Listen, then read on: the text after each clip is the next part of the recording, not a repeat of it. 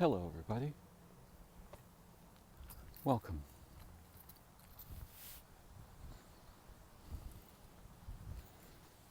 Out on a late night walk in a hot place that is now a bit breezy and cooler in the night.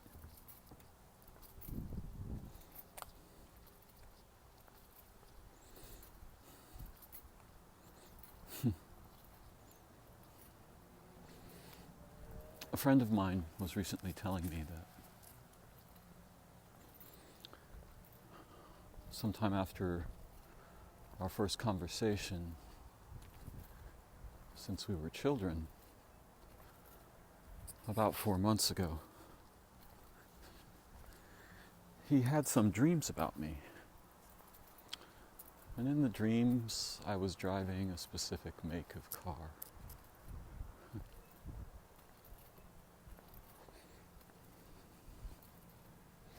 And it turns out that, in point of fact, I have been driving that certain make of car.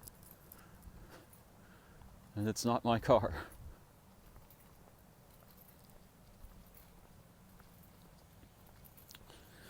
Perhaps a week after our first conversation, since we were children, I had a dream, and I wrote this down in the morning, as I sometimes do when I can recall my dreaming. I had a dream that I met a sort of scruffy, overly enthusiastic little dog.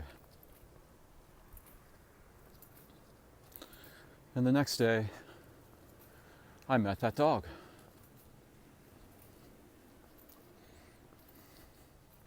Now, a wise skeptic would introduce some facts here and say, oh yes, but are you sure you did not mention the make of this car in the conversation that you had? And in all frankness, I can't be sure. Might have. And then the skeptic might say, well, as you've been near this dog for a while now, perhaps you had seen it previously and it only registered subconsciously and this came up in your dream.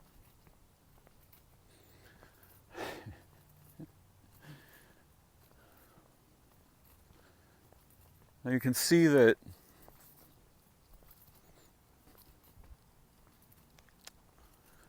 if we're very, very picky and careful, we may be able to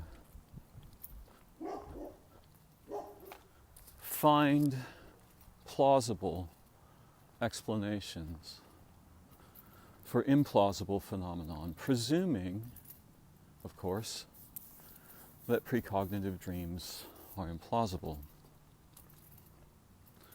Or, more severely, impossible.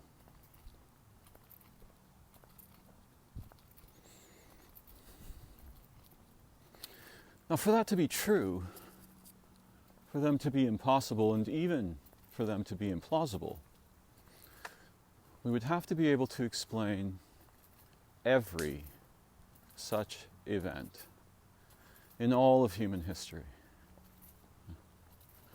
Every event where a situation we are traveling toward in the future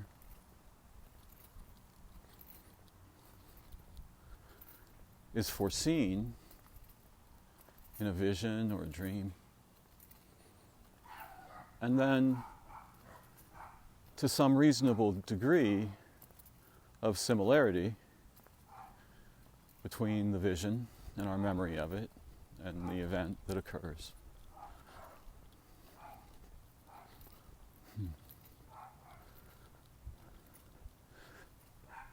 Because certainly in the visions, some things might be different in the dream.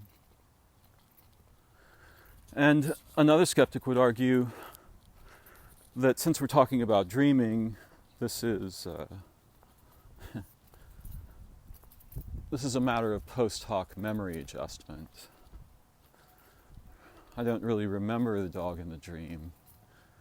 This dog matches closely enough, therefore my memory of the dream changes to include this specific dog, and I mistakenly believe that somehow I had seen the future, so to speak, in a limited sense. The language is a bit confusing because someone who can see the future probably see all futures. All of the future, right? The future isn't a future, it's all the future. So we can use extreme language to be dismissive and say no one sees the future. They see future situations sometimes, apparently, in dreams or vision. Or dance of awareness in our minds, which sometimes becomes extremely subtle and discerning under certain circumstances, or in certain people, in certain moments.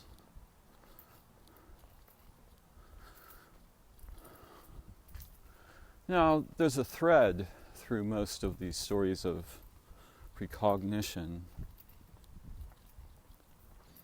and the thread is one of intimacy. Clearly my friend felt very close with me and was very concerned about something. And that concern focused the faculties that are capable of seeing something of the future.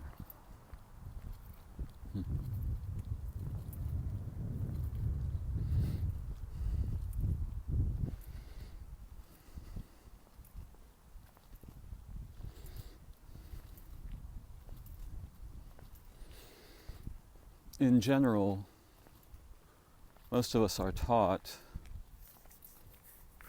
either that there's certainly no such thing as precognition, an idea I consider to be impossible.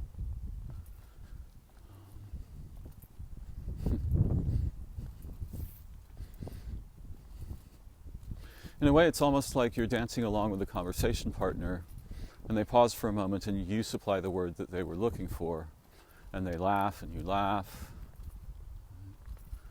Surely you didn't have their mind, and yet the intimacy that exists in that relational situation starts to create evidence for shared minds, or even minds synchronizing together. And so someone who is highly synchronized with a series of related events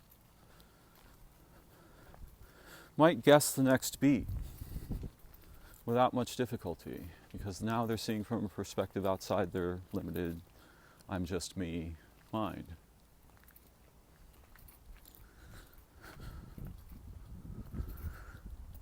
I don't think we should be too fascinated with precognition itself.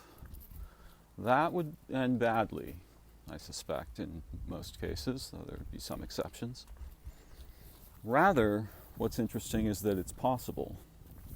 Or not that it's possible, meaning that we have the capacity as human beings to reliably and veritably have these kinds of experiences. The two that I mentioned are trivial, but personal to me. And they're recent experiences, they're not distant memories. The conversation with my friend happened today. And I'm very close friends with that dog and its owner.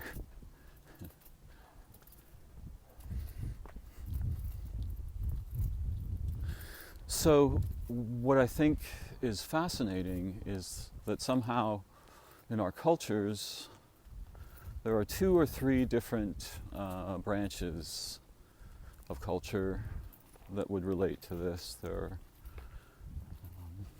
the skeptics, who, let's face it, are reasonable to be skeptical unless A, they've had the experience themselves personally, or B, some demonstration has been made to them personally that is, overwhelmingly convincing. So we have the skeptics, and most of what they're skeptical about is not precognition. So, it's really easy for them to point out successes that this perspective entails.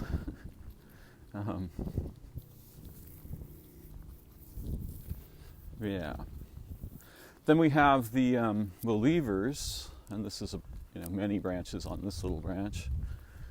People who are religious about this, or find it so astonishing that that the coherent stability of their everyday mind is disrupted by their fascination with this and its implications.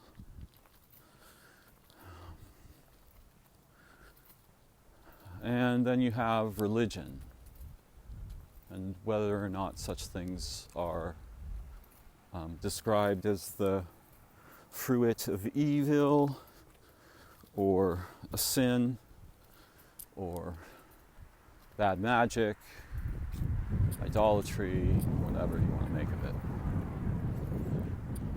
Obviously, any such actual senses in human beings would be an exceptional threat to religions, because they would have to either embrace it or not. So the skeptics, the believers, and the religious.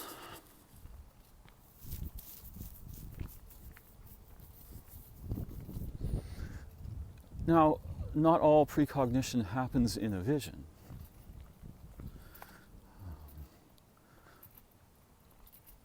There are many examples of forms that are not visual. Someone has an incredibly good feeling about a situation, which turns out to be wildly good for them. Another person has a significant foreboding, and something really disturbing happens. They may even have a foreboding that includes the kind of disturbing thing that turns out happening. And the complexity here is teasing apart those feelings and their seeming focus, or the events that take place, because somehow our orientation in awareness and behavior and emotion, all of these things, intelligence, it seems to evoke, to some degree, it seems capable of evoking situations in the future for us. Certainly some people stumble into things, but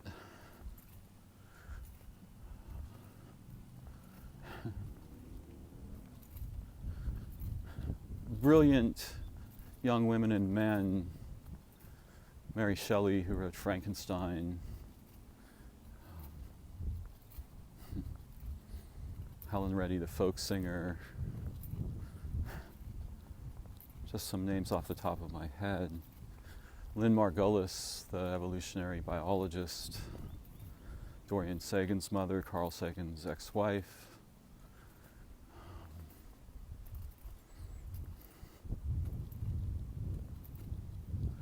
and well-known people like Gödel and Einstein and Wolfgang Pauli, and mathematicians and physicists and such.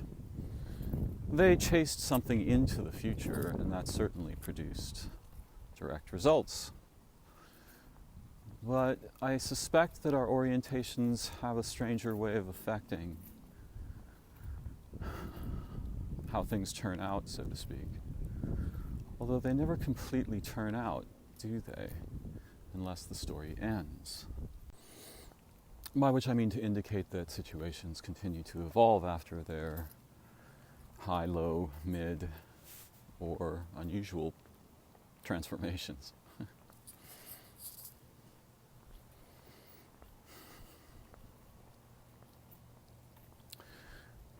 We often refer to one's heartfelt goals and aspirations as dreams.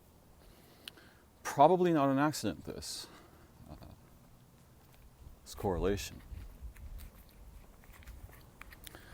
Though I am not saying that dreams are fundamentally precognitive.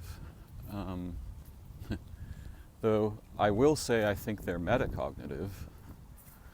That's not ordinary cognition going on, but cognition is somehow involved, or consciousness is involved.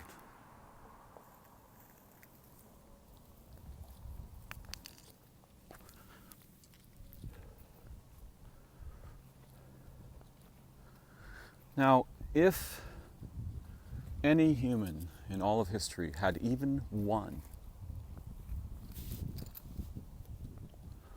dream in which they saw a future situation that later, by all lights we could bring, appears to have come to pass.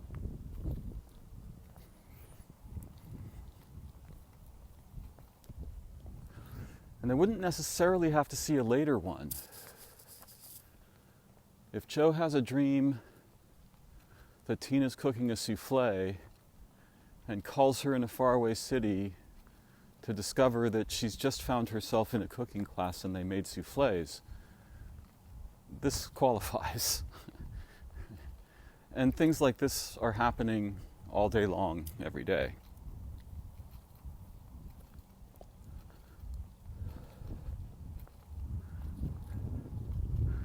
So, one of the things I'm at pains to testify to is that I know these experiences are real and they are true. I don't need a commonplace explanation for them, and nor do I require a religious one. Instead, it is clear to me that minds form networks, and the networks have transports that are not physical. They are relational.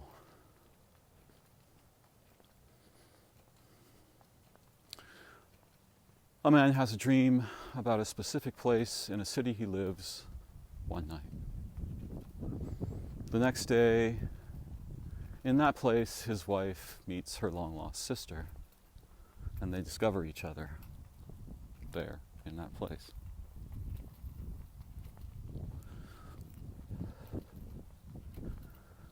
This is the nature of how cognition works in groups of humans.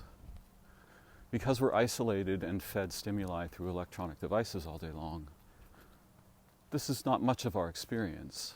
And to be honest, there's a vast portion of this kind of experience, or experience that gets labeled this way, or narratized as this, which is not reliable. And there are all kinds of delusions that simulate the non-ordinary faculties that we are all born with.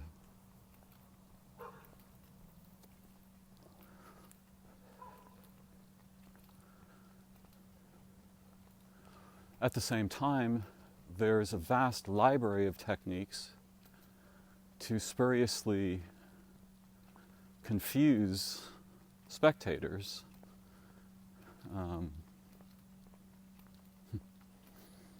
producing results that appear to be psychic. So we have the authentic and the spurious, and we have the skeptics who don't believe in the authentic, but certainly are aware of the spurious. And we have the believers, wide continuum, huge range of different ones, each believing different things for different reasons, and talking amongst themselves, and publishing books, and so on and so forth. Most of that behavior is confused.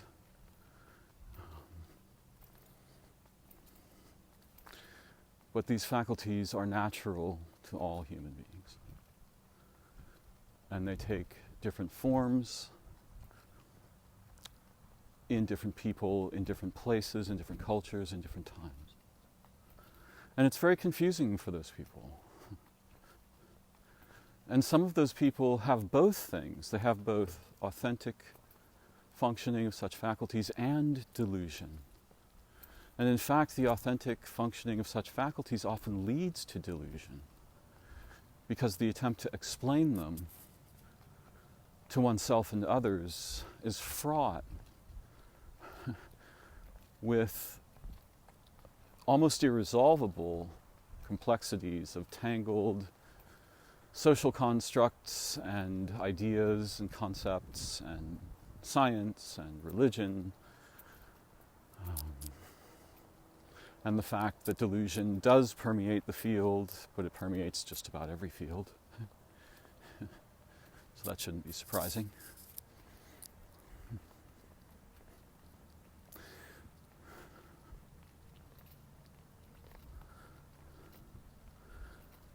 Of course, I've read many, many stories about the topic of time travel and precognition, various kinds. Of course, what we're talking about here is very narrow precognition. Again, no one knows the future. This kind of experience, precognitive experience, is ordinarily, most commonly, associated with single events. One thing that happens. I meet the dog. I drive the car.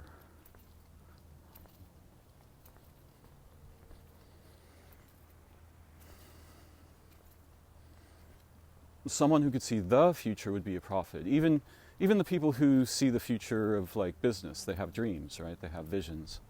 Whether we conceive of them as, something that happens in a dreamlike state or an aspiration.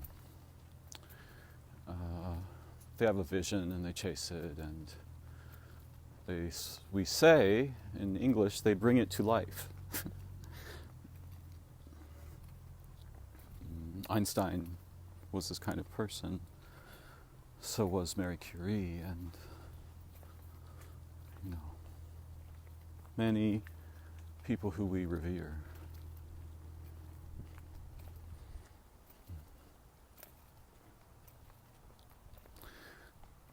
I think the crucial point is that the network of minds has precedence over local minds. And it's always been this way for humans. But primary features of the network between us have been captured by deleterious processes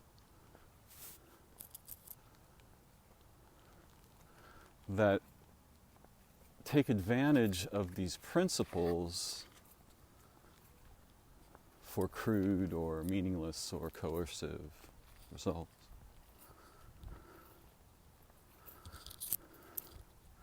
Mostly because we're fairly isolated, us moderns. And I'll speak for myself, I'm fairly isolated. There are certainly people who are not very isolated, though they may feel alone among the people they're with.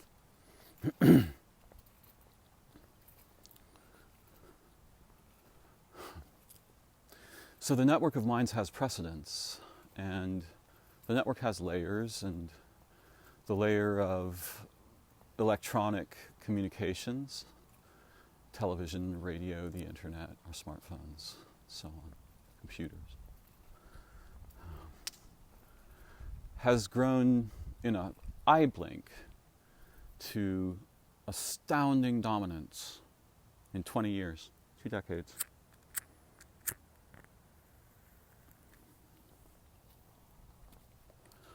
But the transports of the network were always there in newspapers and television and social culture, stories of histories,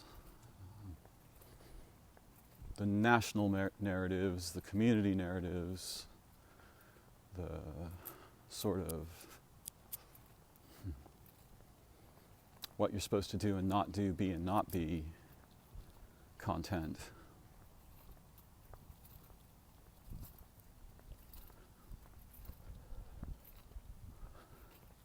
And the corporate and business cultures, of course.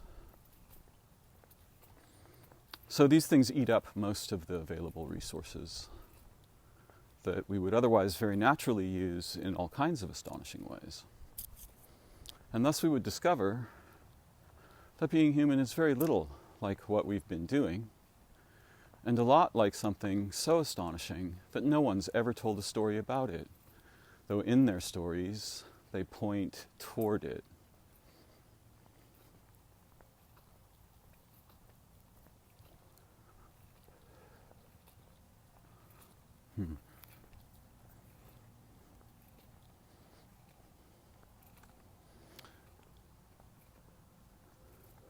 So I'd like you to imagine that the mind that you think is yours is the pinky on a very complex animal, most of which you never see, and the representation of it that you do see is the public exchange of information and the motives that underlie those processes. The actual ones, not the stated ones. And that's really the great interference. That's how we're kept alone, apart, frightened, confused. And it's hard to say whether it's a conspiracy or not, and frankly, it doesn't really matter. That's not the important question. Can we retrieve the terrain together? That's the important question, and the answer is that we can. And it's natural for us to do so. The problem is we so rarely find ourselves in any context with intrepid others of good character and wise heart with whom we might pursue such adventures. But when we dream, we are not in ordinary time. And so it's entirely natural for the faculties that produce dreams in our consciousness, our sleeping consciousness, or sometimes our waking consciousness, to see into future situations.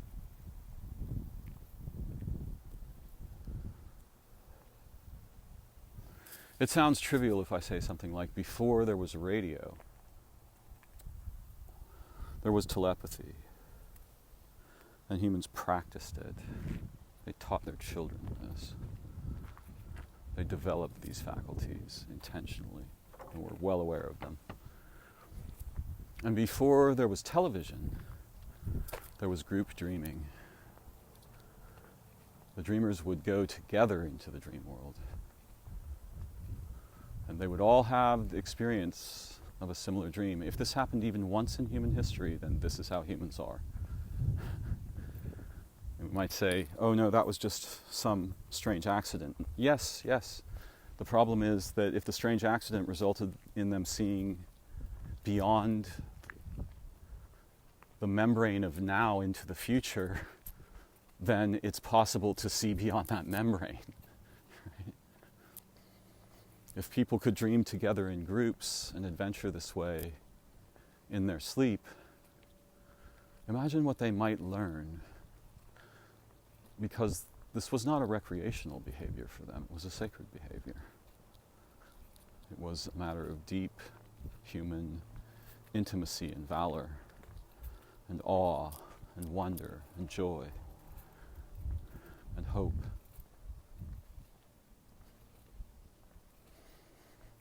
They could use these skills to find food where there was none, water where there was none, medicine where there was none. These skills were used heroically.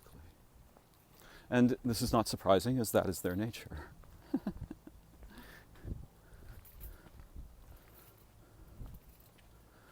When I began speaking tonight, I wanted to talk about identity and how we really got it backwards. Under ordinary circumstances, our identity in the clan would supersede all other identities, because it's the fundamental basis, the relational basis of identity itself. So when that gets counterfeited and captured by all kinds of strange processes and shit, we come to think of ourselves, eventually, many of us, as separate. Because the relational terrain, rich and deep as it truly is in every moment without our awareness of this, is occluded by the noise and brightness of machinery and information. These are matters of the heart, not the intellect. The intellect is not the one who sees and has these powers. The intellect can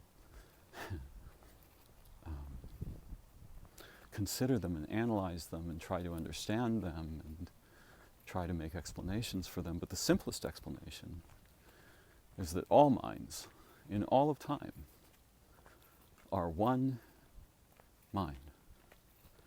And we are a little instance, a very unusual instance of that one mind. And so in all of time, in all of identity, all those minds are ours. The minds of angels and aliens and long dead saints and sinners and insects and schools of fish and whales and forests, lakes, oceans, the coral reefs, the stars. All of this is our mind. But what I wanted to talk about was something a little more accessible, which is the fact that though we think, I think of myself as Darren and I think I know who I am. But if you put me in a really good context, I'll transform immediately in all kinds of very dramatic ways. And skills and abilities that I can't meaningfully demonstrate in the context I'm walking around in at the moment will naturally burst forth and blossom into expression, as will those skills and faculties of those I am with. When we establish an intimate relational context with integrity, we get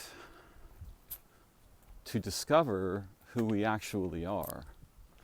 Because who we actually are is not the little doll that walks around by itself doing stuff and making money and all of these things. We have deeply seated, urgent, relational starvation.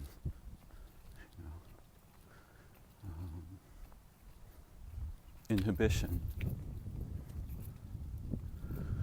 The thinness and the narrowness of the contexts in which we ordinarily find ourselves is so severe that most of us eventually adjust to it, at least in some degree.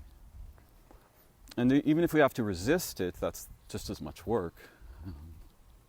So unless we can be free within it, unless we can find something better to do together, someone better to be together than the identities that we have in the sort of simulation of community that we live in, then we may discover who we are. Now, we can undertake such quests on our own, but it will be very uncommon for us to understand just how profound the changes we undergo with others are, because we transform very dramatically. If I am with someone else, immediately I am a different Darren. But if I am with 3 or 4 trusted people and we are chasing something important and beautiful together, oh my goodness, now I come to life. It was as if I was a zombie before that. So who am I?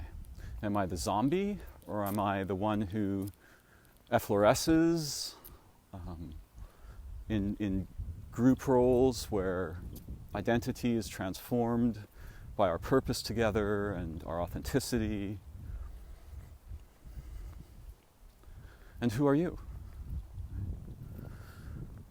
You are surely not the mere functions of your life in your ordinary contexts. And some of you may be amazing human beings. I don't know who's listening. But I'm thinking of people I love who have such a narrow range of social or vocational or educational opportunity that it's not too much different for them than being in prison. It's certainly a kind of prison.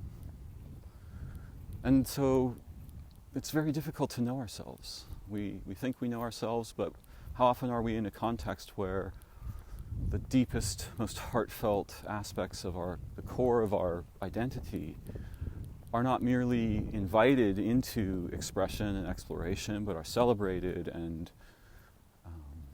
produce incredible benefit for everyone present, and perhaps everyone in all of time, because if we truly share minds, then when we come together this way, the benefits are everywhere available.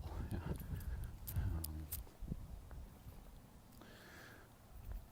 But I just want to ask my listeners to, if they've not considered this deeply before, to imagine yourself in a context so profound, thrilling, heroic, naturally human, uncontrived, authentic, that the finest lights of the core of your soul would finally unlock. There'd be nothing for them to defend themselves against anymore. And they could openly communicate and be, in a sense, resurrected. Now, I guess, when I start using language like this, it sounds religious.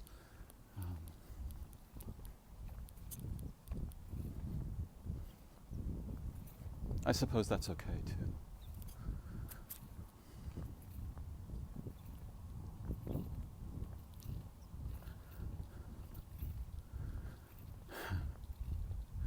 There's something like a sacred identity in the network of all minds and beings in all of time that is uniquely embodied in each of us. And there's a shared component that when any two people come together with this understanding, astonishing things commonly occur. And most of them are beautiful.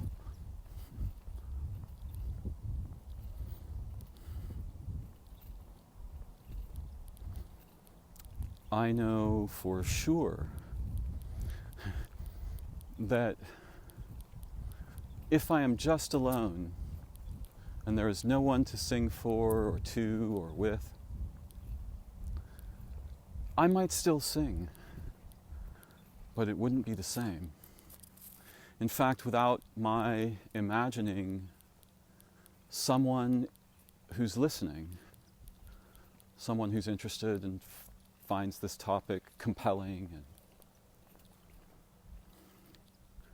without that, I couldn't be the man I'm being right now. I wouldn't be doing this.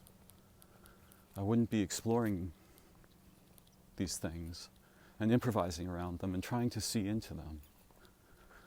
I'd probably be doing something pretty dull instead. So even the idea of other people is enough to motivate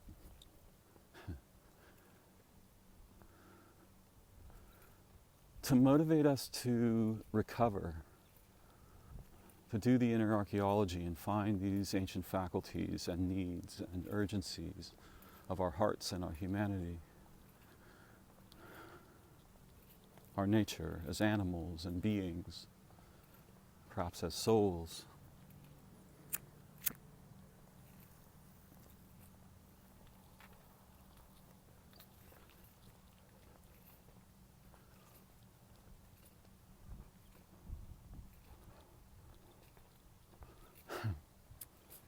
some time ago I'd written a letter.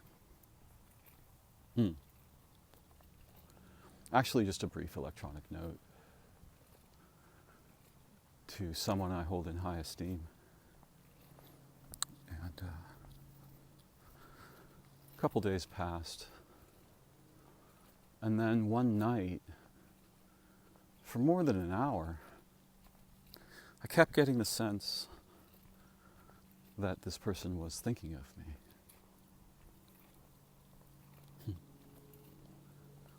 And I didn't take it too seriously at the time. Again, I think we shouldn't obsess about such things. It's very dangerous.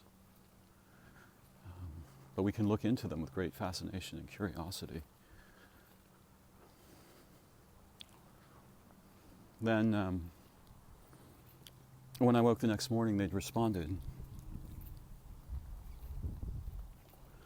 And I was surprised.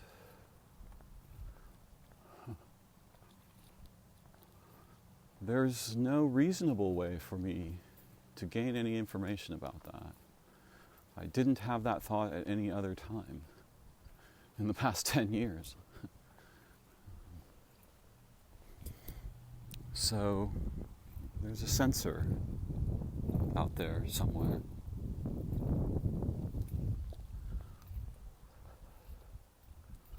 I remember hearing a story of an African farmer who, if I remember it correctly, had a specific root in his garden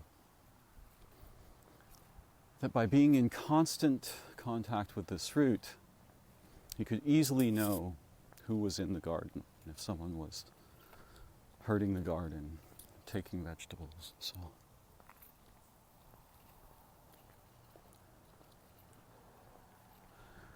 There are tens of thousands of such stories, perhaps millions of them. Some of them are surely invented, and yet the principle is not invented. People didn't just dream this up.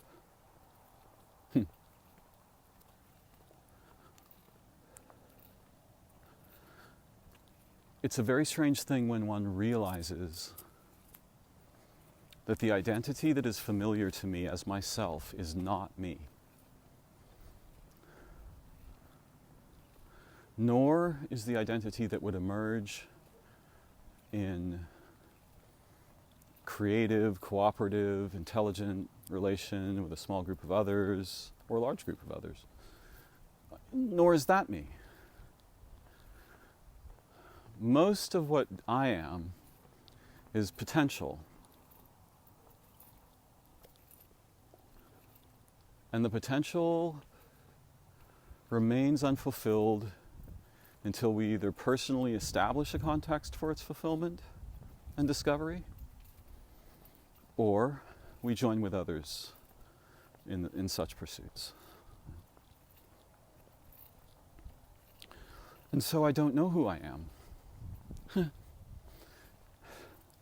Now, I've seen myself in extreme contexts, positive and negative, and I've seen myself in amazing relation with others and terrible relation with others.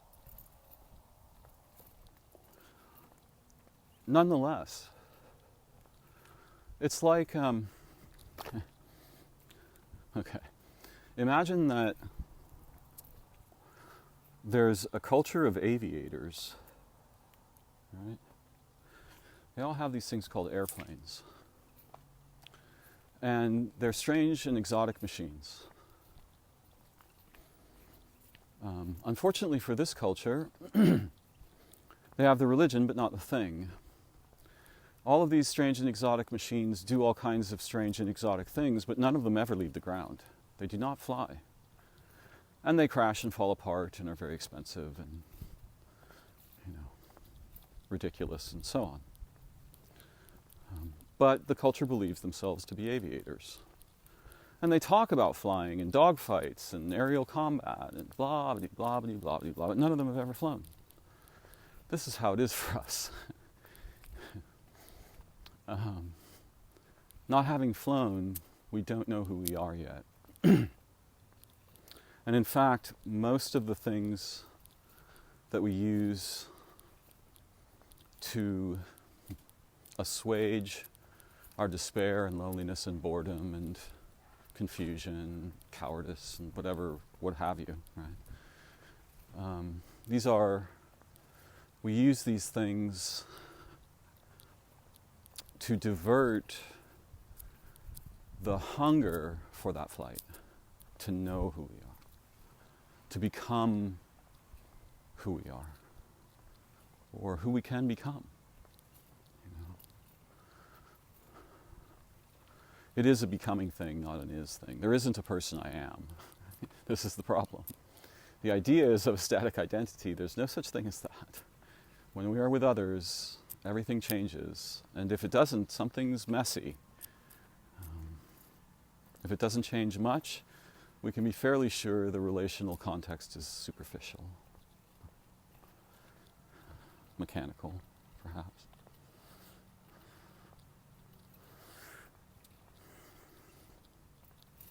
I think we are born aching to discover and fulfill the potential we brought to our human experience in birth. We ache to know the network of minds firsthand, to fly within it, to go on missions for it, together with brave and heartful others. And, I could just be speaking about myself, but I doubt it. I am certainly this way.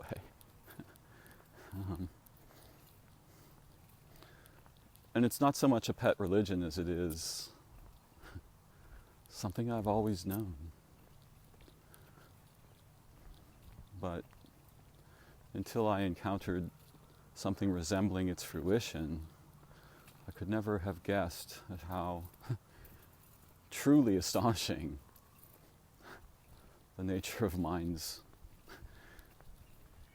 and their relationships is.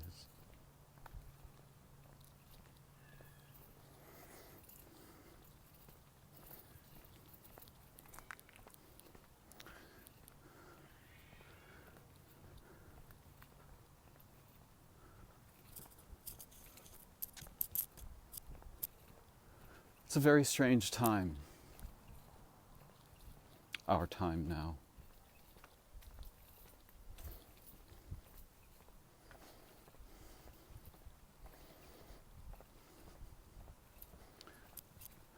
It is surely as much a time of opportunity as it is of darkness. But darkness is more easily entrenched in the situation we find ourselves in.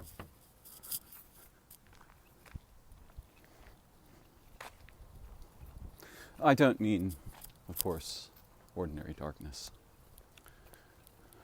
I mean pain and suffering and confusion, rage, and loss of social and relational coherence. Some of us have surely experienced loss of internal coherence. It's a very unusual time.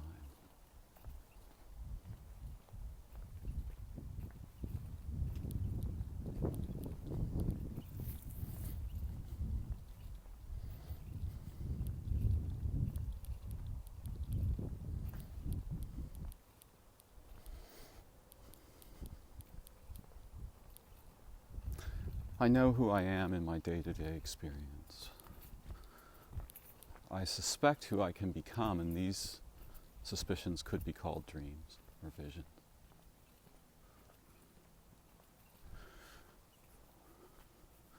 When we set goals for ourselves, we usually have in mind some desirable result. Yet there are different kinds of goals. There are supporting goals, like trying to stay healthy and sleep well and get exercise, have good social relations, so on. And then there are vocational goals and academic goals. But underneath those, there are fundamental, purposive essences that we brought with us into birth. And it's these I would love to see resurrected in our lives and minds and hearts, with and for each other.